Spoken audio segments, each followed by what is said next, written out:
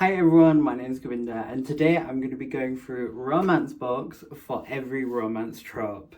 Jesus, this is gonna fall. So when I was planning my YouTube videos for the month of February, I wanted to do a Valentine's Day themed video. Now, this video might be coming to you after Valentine's Day, but I really wanted to go through the different kind of romance tropes and the books that I have read and would recommend based on those tropes as well. Now, I didn't have a concrete idea of what those tropes were. I've heard of enemies to lovers, which I love, fake dating, what is it, golden retriever and black cat. Like, I've heard of those things, but I really had to go on the internet and find out for sure. So I had a look at Google and it gave me 11 romance tropes, and for each of those tropes I had a look at the different romance books I've read and selected 2 recommendations, I think, for each trope. Now, I used to be a massive romance reader and I think that's really changed for me, but it's something that I want to go back to. So a lot of these recommendations I'm going to be picking out of teenage, early 20s Govinda Sintaka, but I think those are where some of the greatest recommendations are. So the first trope is opposites attract, and now in media, I love a good opposites attract love story. A lot of the Indian soap operas that I grew up with are very much focused on opposites attract, especially when it comes to rich versus poor. But I, in my reading, had a look and I have got some romance books that are opposites attract. So the first one is The Raven Boys by Maggie Stiefvater, and this is what I'm telling you about early 20s Govinda, because I'm not a massive I would say it's not really fantasy, but it's not really in this realm. I think the plot is so weird and the book is weird in the best possible way. Yeah, I will let you read this to understand it. I think I haven't delved into the series, but I just remember reading this book and being what is going on, what is the plot? But it was so had me hooked. So with the romance, you've got Blue, who's this out and out witch. She has grown up in the witch community, she comes from a lineage of witches, she gets that world. And then the male romance lead, whose name I can't remember, is a preppy private school boy. I think he's at a college, a Yale, if you will. But him and his boys are on such a weird mission that they would obviously need a Blue. And it's such opposites attract, and it is really fun to go through the book because you are dealing with a plot line of them literally trying to find, I think it's a dead Welsh lord's body or fill a prophecy, but obviously he would need a Blue. So I really do love the opposites attracting here. I would love to delve back into this world and this series just because I want to see how it ends up. I just told you what their mission was, right? How are you not interested in getting into that? So I would definitely recommend this because it's an insane plot, but it's also a really good romance as well. So yeah, first recommendation is Maggie Stiefvater, The Raven Boys, and that's for Opposites Attract. Okay, and my second recommendation for Opposites Attract is Pride and Prejudice by Jane Austen. Now, this was at a period where it was summertime in 2023. I was living right in central London, and I was I want to read Jane Austen. I want to read the classics. So I read Pride and Prejudice first, and now for me, I don't think I read it properly. Certain books really require a time and a place and a moment in time. I didn't give that, right? I was just bobbling along, listen to an audiobook. But Jane Austen is fun, and I think I spoke about previously the kind of black cat and golden retriever romances. This is very that. This is actually probably the originator of that in modern day literature. So I would definitely check that out if you want opposites attract, but then you want the golden retriever black cat moment. Okay, and then the next one is Love at First Sight. So I don't actually have a physical copy of these books, but just imagine I'm holding up Cleopatra and Frankenstein by Coco Mellors. So there's a video on this channel where I try to read Coco Mellors, and I wasn't anticipating that I would love Cleopatra and Frankenstein as much as I did, but I genuinely loved it. I was on, a couple of weeks ago, I was on the tube and a girl was reading it. I never felt the urge to go up to someone and be love that book. But I didn't, thank God, but I love this book. So let me set the scene. So I was on a train back. It was really late at night from London to Leeds, and it was like a chaotic train experience. So like the train before had just been cancelled, and my train was the train that like everyone got on. But it wasn't super busy, but it was busy enough. Found a seat in the end, got my seat, and I was listening to the audiobook, and I listened to the first chapter, and it's not in essence a love at first sight because you don't know if this is their genuine first meeting, but I think that first chapter is like so beautiful. And if you want to read this book, or if you feel like reading this book, just read the first chapter for me. Like, it's genuinely so beautiful. And then this is before like Sabrina Carpenter blew up in the summer, because I've been a fan of hers since like 2022. But regardless, right? So I'm reading this like really beautiful scene about Cleo and Frank like just being like just head sprung over each other in New York, right? Or Chicago, maybe, I can't remember. But anyway, so I'm reading that, and then I finished that chapter, and I'm just feeling like really tired, very chaotic. I just made it onto the train, just read something really beautiful, and then I listened on repeat Skinny Dipping by Sabrina Carpenter, and I was like, this is a moment, this is a movie, and this is crazy.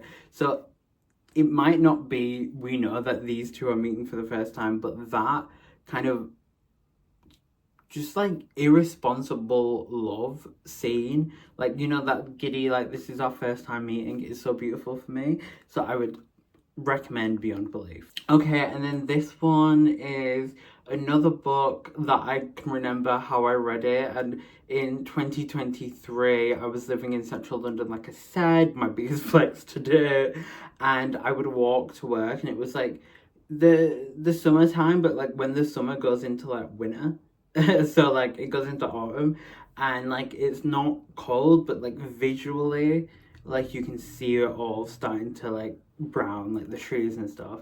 And I would walk to work, and I on my walk to work I was really privileged. This is why I flex on it. Like I would walk past like St. Paul's Cathedral, and I would walk past like all these sites and cute little things, and I was listening to Forever Interrupted, the audiobook, right? And I don't want to ruin it, but it's not your, let's just say this, okay? It's not your typical love story, but that first, like, I can't remember if it's the first or second or third chapter, but their initial, like, meeting is so cute. Like, it is beyond belief cute. Like, this one is really cute. I would check out the trigger warnings if they're, you know, they're available to view, because it is a heavy book. It's a good book. I can't believe I gave it 4 stars. I should have given it 5 stars. Like, a lot of these books I'm gonna go over, I gave like lower ratings at the time, but looking back, I'm like, the greatest piece of literature ever written. But like, ever written. But yeah, I would definitely recommend this one, because that like what I was saying about Cleopatra and Frankenstein, that scene of like how they meet is really cute. But that book, it has something happen in it, and it pisses me off. Not in like, this is badly written, this is a bad whatever, but like if that was to happen to me, and I was really invested in that love story at the time, but if that was to happen to me, I'm sad that it happened to a homegirl in the book. Like, I would be like breaking windows, breaking doors, breaking glass, breaking walls. Like, I would literally be like beating bitches up. But I recommend that book, period. But recommend that book if you want a good little kind of love at first sight scene. So the next one is Friends to Lovers. Now, I can't sit here and say in front of your face that I am a big Friends to Lovers romance book person, because that's a lie. I cannot think of that many Friends to Lovers plots that I've read, but my good old faithful, The Fault in Our Stars by John Green, I get Friends to Lovers from here. So the reason why I love this book, I am that typical. I was a teenager in the 2010s. I remember when like Tumblr was around, we loved Tumblr. I remember that whole atmosphere. I remember when this book came out, I remember when the movie came out, I remember I remember so much in my brain, wow, but I went to Amsterdam after this like movie came out, right? Not to like maybe a year after, and I remember it just being a moment. Like this is such a good book. You could say definitely the Love at First Sight is applicable here, but I would say the Friends to Lovers is really applicable because I remember them just hanging out. Like I remember them hanging out so much in this book. Like I remember like in Augustus, I think it might be. I remember like them hanging out in his basement a lot with like his mate and like her, and I remember it being a moment. So yeah, definitely Friends to Lovers. I would say this one, but I'm not gonna lie, as a trope, it doesn't really excite me. Like I don't care. Like oh, you guys were mates and now you're like in love. Like for me, it's a bit like predictable, boring, this was going to happen anyway. But if you're looking for that, then this. But then also Love at First Sight is really applicable for this one as well. I think it's cute. Like he's smoking a cigarette, but he's not smoking a cigarette because it's a metaphor. Like, what does that mean? Like you had to be that. Do you know what I mean? Like you had to be that. Okay, so the next trope. I love this trope. This is probably my favorite on this list. Is a good enemies to lovers romance. I will say this, a lot of the books that I have to come have this enemies to lovers romance in them. And I think it's just kind of natural, like they're gonna like squabble every now and then in a romance book.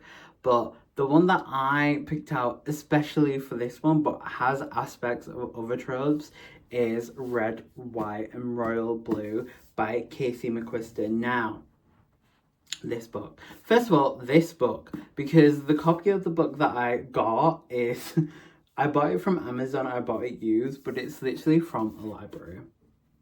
It's from Kings County Library System, and it literally says on it, Kings County Library System WA, which I'm guessing is like Wisconsin or something. I don't know, like a state name.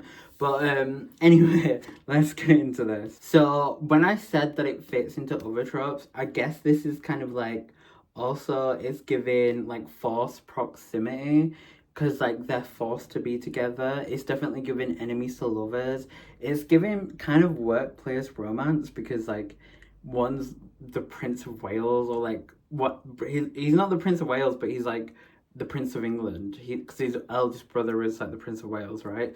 And then one is the president's son. So like it's kind of workplace romance. They're definitely like forced proximity because their enemies to lovers storyline makes it so that they're forced together to try and fix the PR of the situation. Forbidden Love is definitely into this because it's a male and male romance, and then also given the fact that like I said before, you have the Prince of England and then the first son of America. It's like that isn't meant to happen, but I love this, and now I'm looking at the back, and Taylor Jenkins Reid, which is one of my favourite authors and heavily on this list, is one of the people that wrote a review about it on the back, and she said, Red, White and Royal Blue is outrageously fun. It is romantic, sexy, witty and thrilling. I loved every second, so same really. Enemies to Lovers is this, like I, like these two hate each other because they love each other. And I feel like that's a thing. That's a thing. Yeah. But I love a good enemies to lovers because you can say it's predictable, but it's like these people really hate each other and then they don't. And it's just exciting, it's fun, and it's bubbly, and it's all those like childlike But I love this book. It was the first book that I cried reading, like, and I was hungover, so like I shouldn't have been reading. But yeah, this one, Casey McQuiston did a big one with this one, obviously of 5 stars. So yeah, read this for that. Okay, another storyline that I apparently really love is Forbidden Love, because for this one I have 4 recommendations and literally 4 right here. So when you think about Forbidden Love, these are like 2 people who are not meant to be together. Like it's actually against the rules of their world for them to be together. Like it's literally forbidden love, right? And I think you can't speak about that storyline without speaking about Romeo and Juliet, by William Shakespeare. Now, I love a little William Shakespeare moment. I actually, when I was younger, if you can believe it or not, was a Little Miss actress, apparently. Because I remember I used to do plays in school, and then I was invited to do a Shakespeare play at my school. Like, someone saw me and were like, this kid we need. And then my parents said, education is key, and said no. But Romeo and Juliet is a book that I like. Firstly, love like movies based on this trope. So like Romeo and Juliet is a book, but it's also a movie. And then in India, Punjab, where I'm from, we have our own version of this. I think it's called Layla Majnu. If I remember, I don't know if that's it. Oh, Hiranja, there you are, Hiranja, right? So then we have this. It's just classic. Like they're from two opposite families. That's another thing in like Indian movies, like in Bollywood, that I grew up with. Is like they're forbidden love, because like the dad's not approving and they shouldn't be together, but they are together. And then he runs after the train that she's on or whatever. So it's really beautiful. Like. What movie am I thinking of? A Bollywood movie in particular where that happens. Kajal's called Simran, and Shah Rukh Khan's in it, and I can't remember, but I think it's called like it's nicknamed like KK3.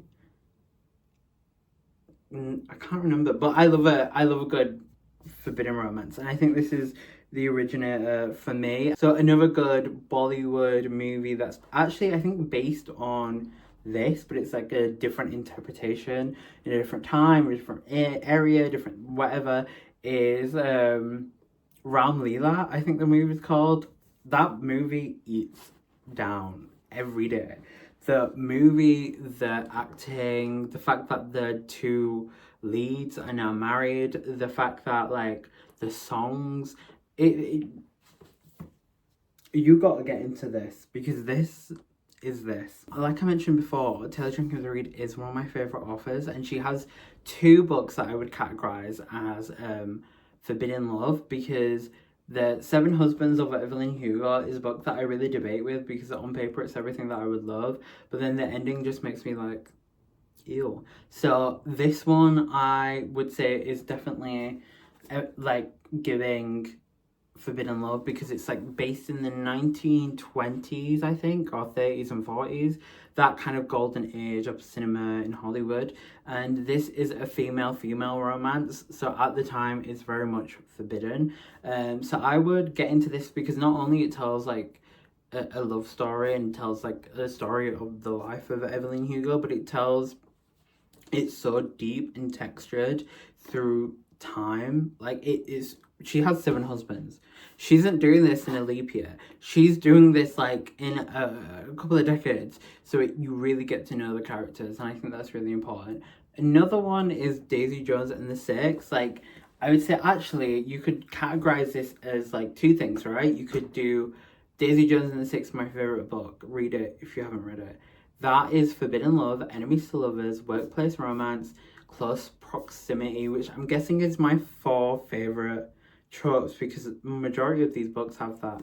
And read that one, read this one. It's given forbidden lovers, because that one, Daisy Jones and the Six, is forbidden lovers because like firstly they're enemies, and secondly they're in a workplace situation. But then it's like two people who are not good for each other. Like they are each other's triggers, like through and through. But like the love seeps out of like every like interaction, but every part of themselves. But then like one of them has like kids and is in a relationship that's good for them. So it's like, let's not test the waters on this one. But this one and Daisy Jones and the Six is definitely some books that I would recommend for that.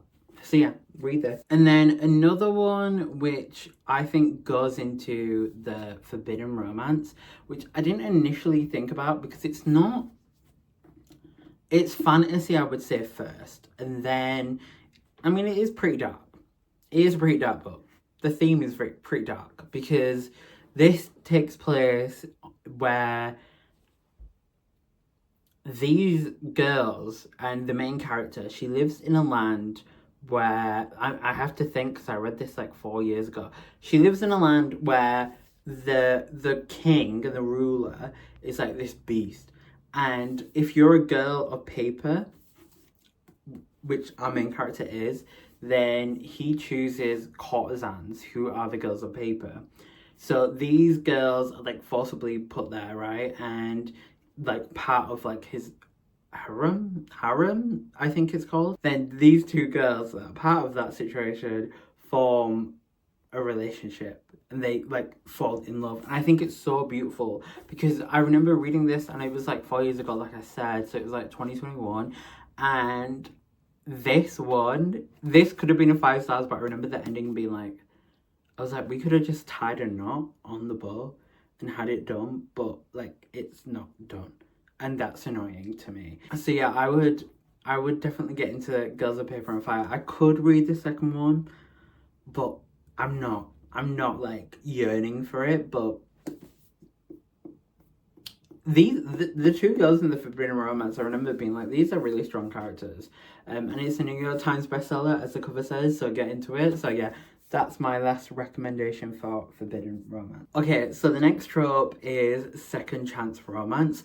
Now, personally, I really don't like this trope that much because I'm like, I don't care. I don't care. Like, I don't care. But through my reading, this is a trope that's come up, and it's a trope that like I do actually care about. So yeah, I have two recommendations which I don't have the physical copies of, but the first book is After I Do by Taylor Jenkins Reid. Now, Taylor Jenkins Reid has the universe that Daisy Jones and Evelyn Hugo belong in, but then she also has a different universe that After I Do belongs in, where it's really, really interesting because I remember watching an interview where she's like, that universe, I'm exploring romance through my deepest fears in romance.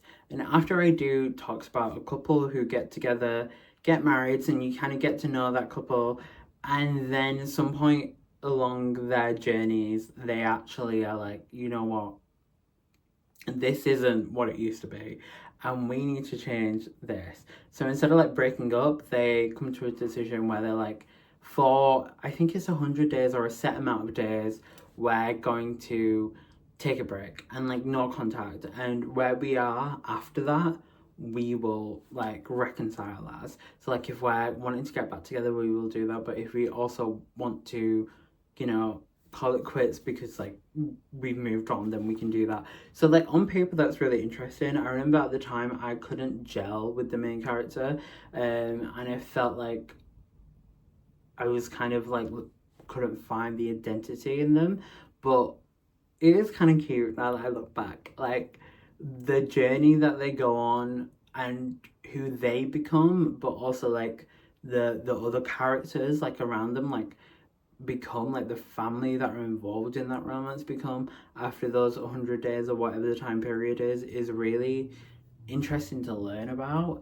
And yeah, I would recommend, I think for second chance romance, if you want to actually read a book where it's the focus of the book is like how you can make that work, I think this is the book for you. And then the second book for second chance romance is a book that I read, I was going to say this summer, but it's 2025, so last summer in 2024, is Americana by Chimamanda Ngozi Adichie. Now, this was for a video where I was reading previously 5-star authors and like giving them a second chance to see if the magic replicates, and this was the only book that the magic did replicate because it's not a romance book in essence.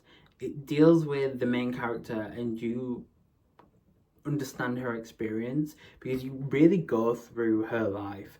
And when she's younger and living in Nigeria, she has a romance which, I mean, to read about it, I remember reading about it and being like, this is great. And then she moves out of Nigeria and she goes to America.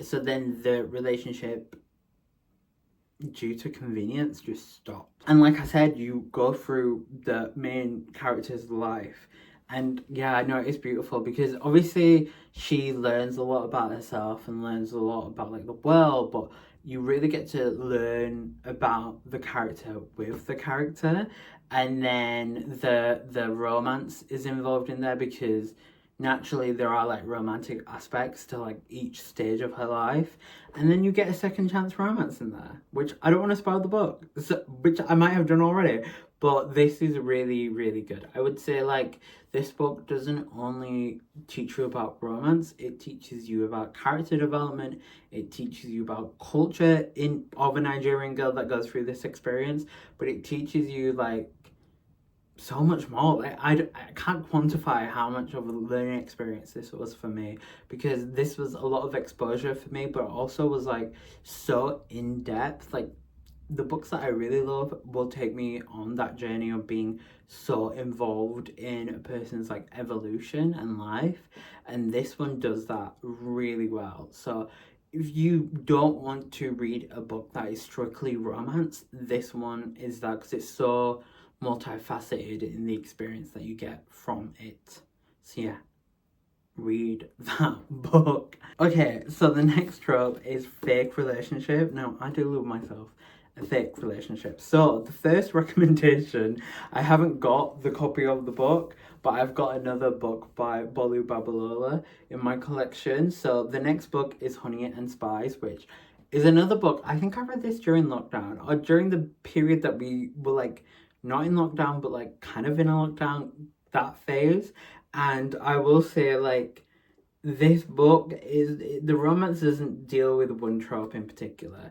Like, I putting it down as fake dating because the origins of it are in a fake dating relationship. So yeah, Malachi and Kiki, the two love interests of Honey and Spice, they do get in a fake relationship. For, I think Kiki is trying to, like, she's got an ex-boyfriend who's doing a lot of mess in this university experience that they're both in, an environment. So she's like, I want to get with him, but then she has a radio show and it's all about love. And he has a reputation that he's trying to like change, from what I remember. And they enter this fake relationship together. And I think she's doing it as a part of like doing her radio show and then doing some journalism in the background. But these two, they're gonna be in a relationship. You get that essence, like these two are meant to be, and it's so like witty and it has so much banter. And I don't know if that comes from, I remember when I read it, it would have been like what, 2021, and I graduated in 2019, and because it's in a university in the UK experience, that's probably why I was like kind of more like, I understand this book. But yeah, I would say that Bolu Babalola, I really love her writing, and I think that book is great for a fake relationship romance.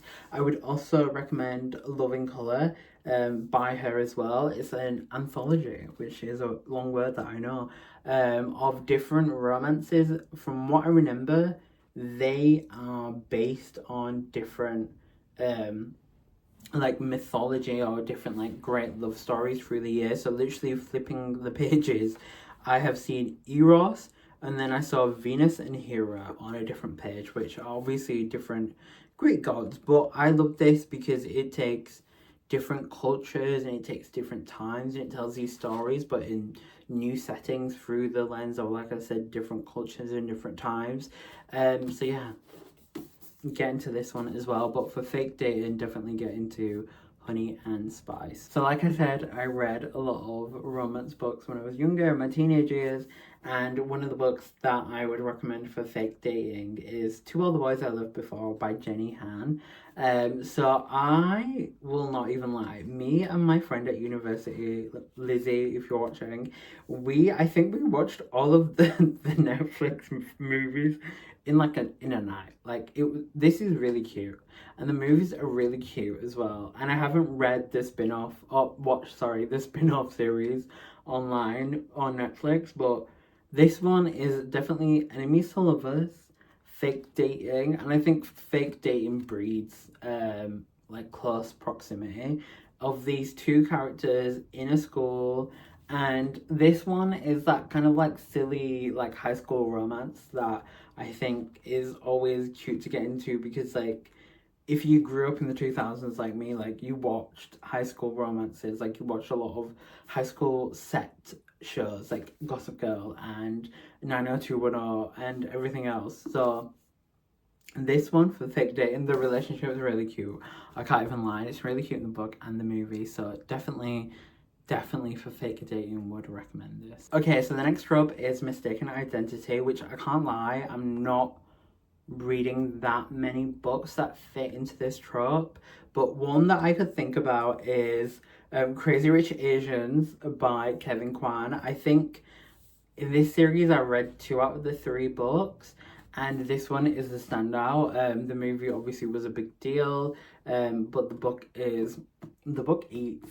eats, and I remember actually listen to this audiobook on the train on the commute to work when I used to work my first job after graduating. And this one, the reason why it fits faked identity or mistaken identity or whatever the trope might be is because she doesn't know he's rich.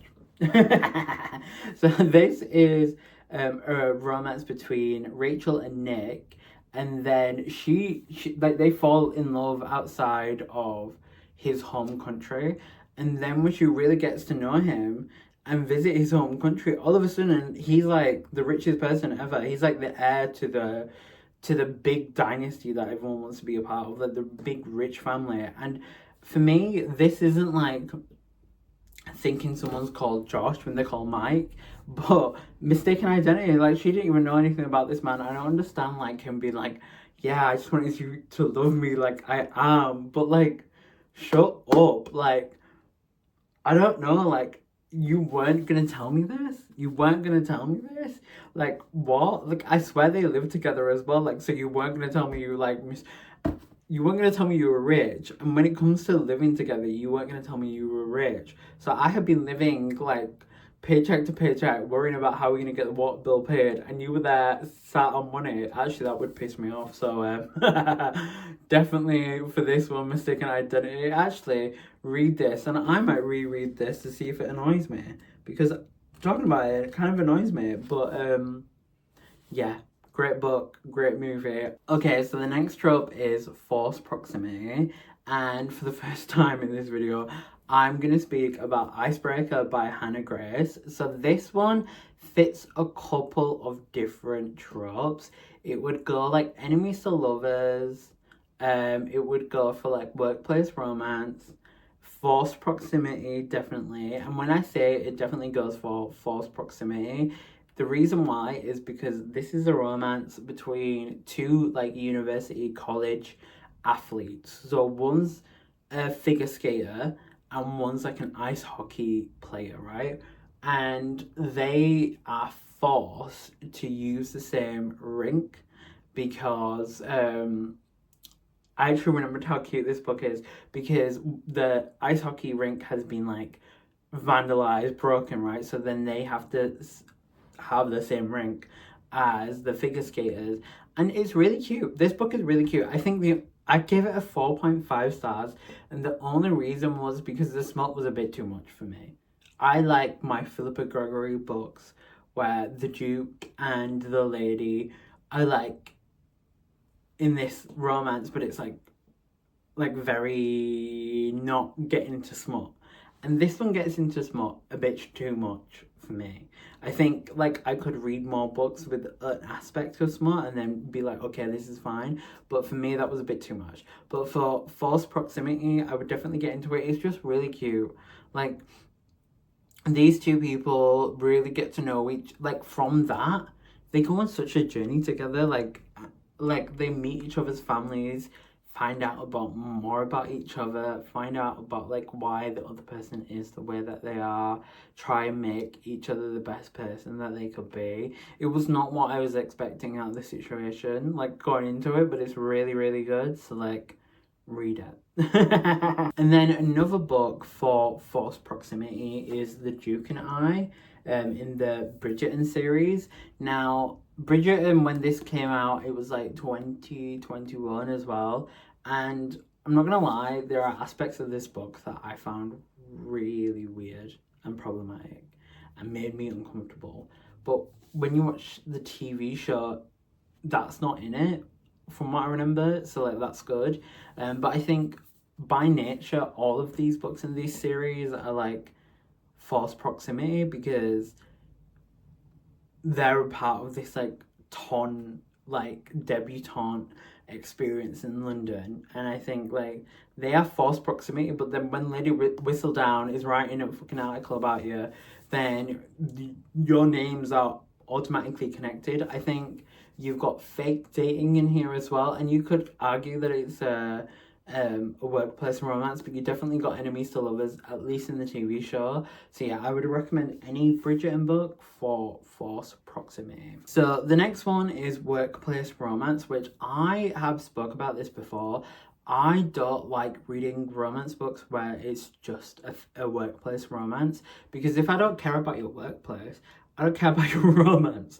Like, there's a book, and I can't remember what it's called, but it's like they're both chemists and they have a romance, and it's apparently really good. But then I'm like, I don't care about chemistry. It's like, I don't care about your romance. Like, if you're talking about your job, I don't care. Like, I don't care. So that's definitely one. But I've written down for this Red, White and Royal Blue, like I said, which I don't know why it's such a tongue twister for me, but that one is definitely a workplace romance. Icebreaker is a workplace romance as well. So I feel like workplace romances are never strictly just that. They're always like caveated with like another trope in there as well. So those two books especially, but those two books are good if you want to get an experience of like an enemies to lovers or a fake dating or whatever it might be, romance in there as well. Okay, so the next one is Rich and Poor, which is kind of rude that it's kind of a love trope, but when I was speaking earlier about growing up on these Bollywood soap operas that are like based around a particular romance or a particular romance or like a family or whatever, I would say Rich and Poor is probably the biggest trope used. And like, I remember my grandma used to watch it, and I used to be like, Grandma, why are these two people married though? And it was also always like, oh, the dad of the bride like knew some dirt and blackmailed him to like marry his daughter or something like that. And like, the rich and poor aspect is not something I love reading about because it's rude. Like, all these rich people are just being rude to the poor people. Like, and it's just kind of like, why? We spoke about Crazy Rich Asians before, and this book deals with the rich and poor dynamic so much. Like, she doesn't know that he's that rich. And the whole series deals with rich and poor, like, massively. So yeah, she doesn't know he's that rich, like I said, mistaken identity.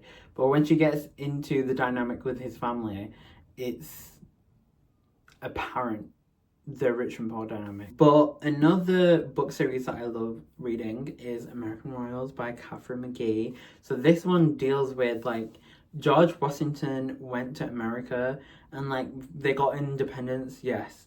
But then after, he didn't do a republic, he did a monarchy. And we get to the stage where in real life we have I can't remember her name, I think it's Nina. Oh no, it's Princess Beatrice. Nina's someone else. And this deals with inherently, given the nature of like she is the Queen of America, it deals with the rich and poor because like there's different people of like the royalty ladder underneath. So there's like, I remember the Duke of Texas, like reading that and being like, that's just a wild concept. But you've got people who are the Queen of America and then people who are not. So you've got people who are maybe the Duke of Texas, but then you've got like average everyday civilians involved in this. So that's another one that I don't think is like specifically rich and poor, but it's like inherently rich and poor dynamic. So yeah, that one I would get into. And then the next trope, I didn't even know this was like a romantic trope, is amnesia. Which I can't say I'm reading that many books that like the main character has had amnesia and doesn't remember the love interest. I actually remember now, being like younger, I actually really hated watching this on TV because it would kind of like upset me. I think maybe is the reason why I didn't like it. But I've got two recommendations for this, and the first one is Opposite of Always by Justin A. Reynolds. So I got this recommendation from the internet, I want to say.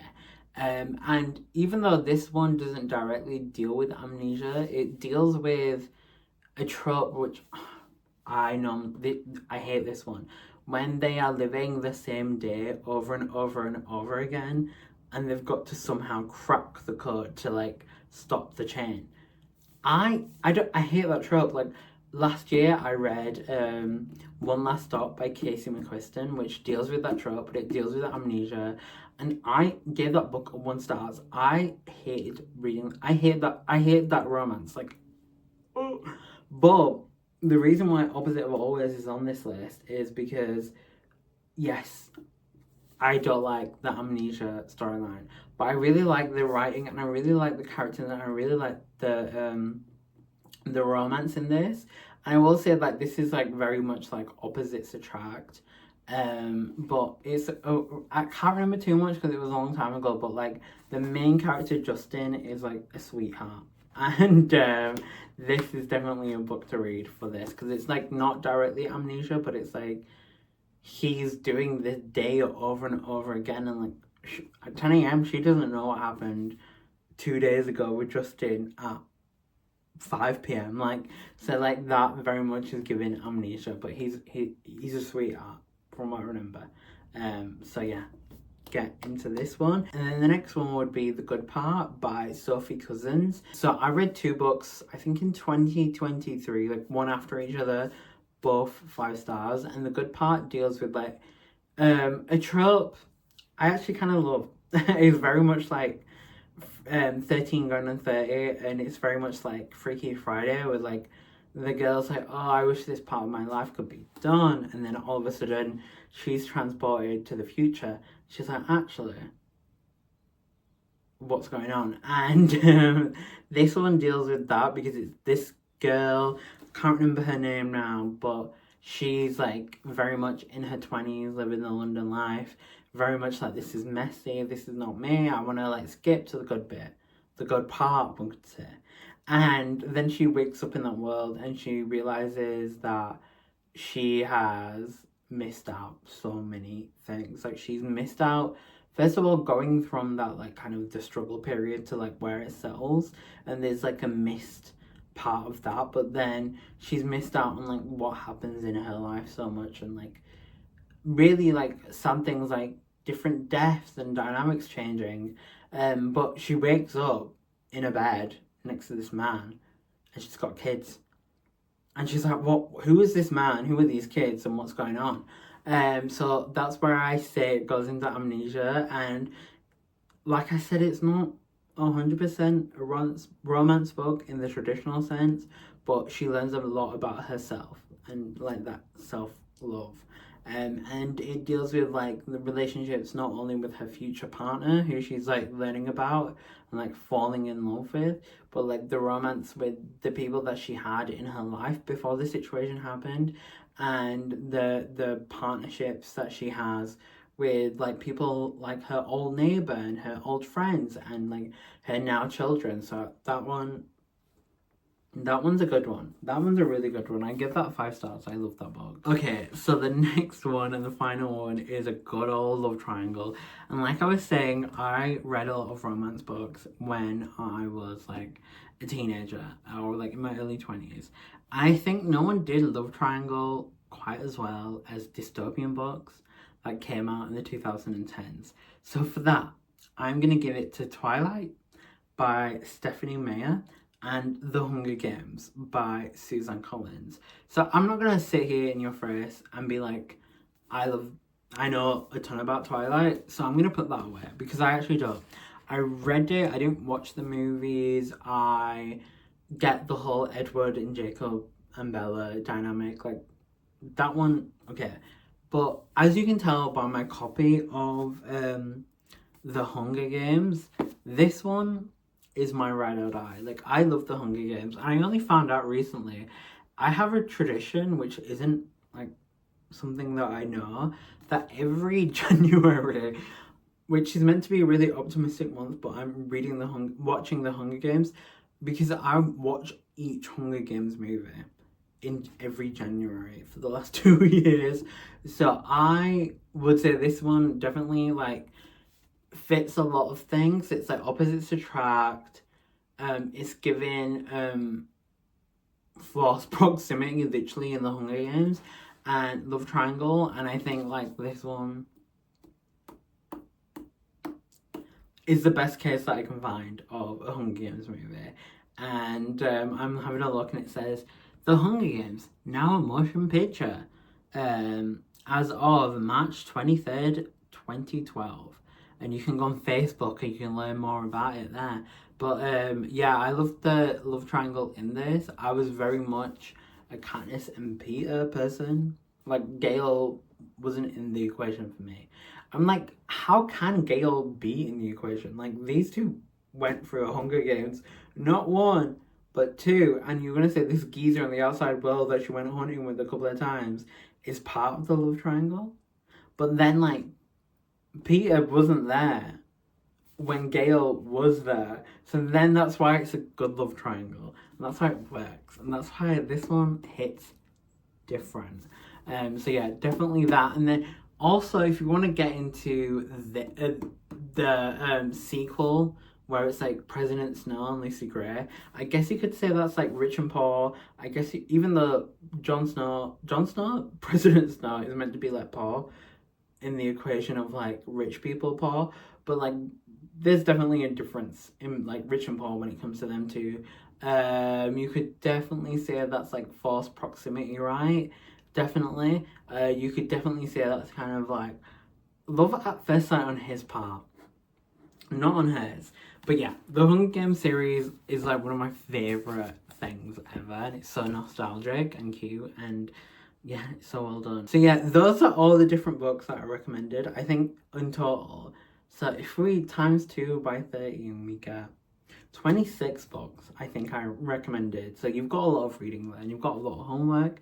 And I know you had big plans for your summer holiday, but like, books need to be read apparently, and it's the middle of winter, so that wasn't really the best reference to make, but I did it, so there you are. So yeah, I hope you got some good recommendations out of that one. I would be really interested if you have read any of these books, but I guess you might have read a Hunger Games. Like, I get that. But I'm gonna know about the deep cut stuff that is on this list. Like, have you read this stuff? So let me know. But as always, please do like, comment, and subscribe. But for now, bye.